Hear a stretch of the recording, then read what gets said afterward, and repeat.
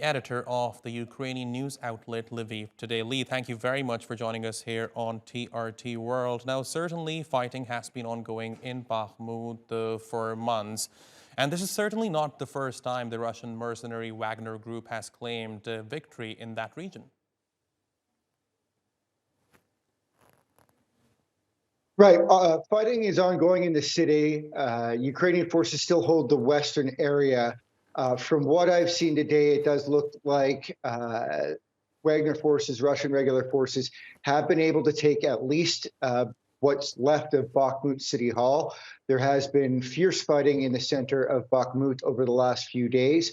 But they have not displaced Ukrainian forces from the city yet. They do not control the full city, but they are making incremental movement and gains here in the last couple of days.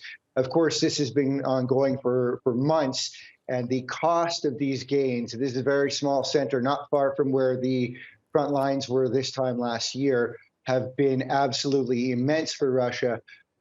So they do seem to have taken some parts of central Bakhmut, but do not yet control the whole city.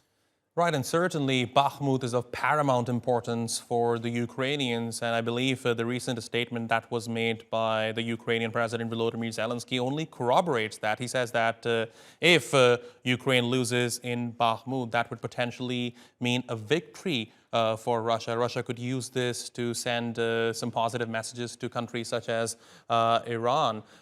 So help us understand why Ukraine is so concerned about losing their hold in Bakhmut.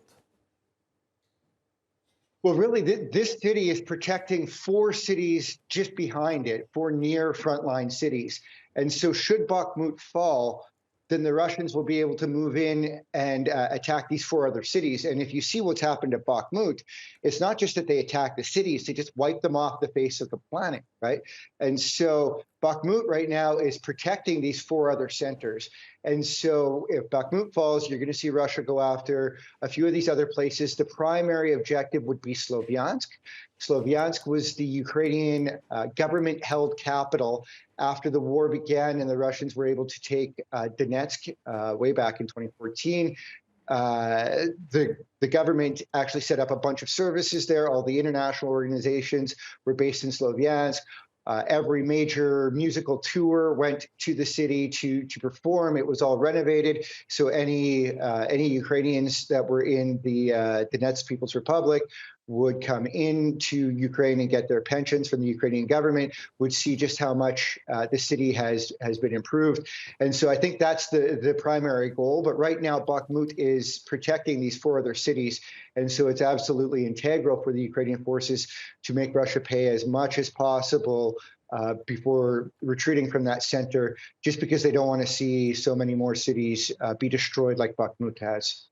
Certainly, and a loss for the Ukrainians in Bakhmut would move the front line towards the west. Now, Lee, before I let you go, I do want to ask you about the killing of a very famous Russian military blogger that happened today in St. Petersburg. The Russians are basically calling it a terrorist attack, and they're blaming Kyiv for this. So has there been any reaction from Ukraine on this? Well, they it was just recently, just in the last few hours, that they've targeted the Ukrainian security services. And they're saying that this woman, who is a pro-Navalny supporter, was working, the whole operation was planned by the Ukrainian security services.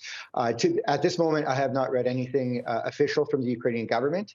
I doubt that they would particularly take credit for this type of operation. I can tell you that within Ukrainian lands, Russian-held territory in Ukrainian lands, a number of collaborators have been targeted in the last few weeks.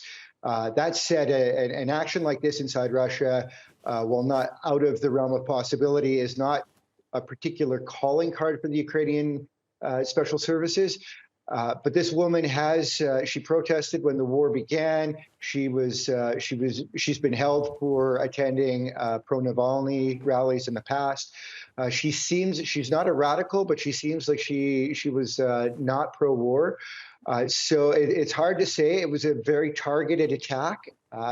So from what I've heard, it was just the blogger himself that was killed.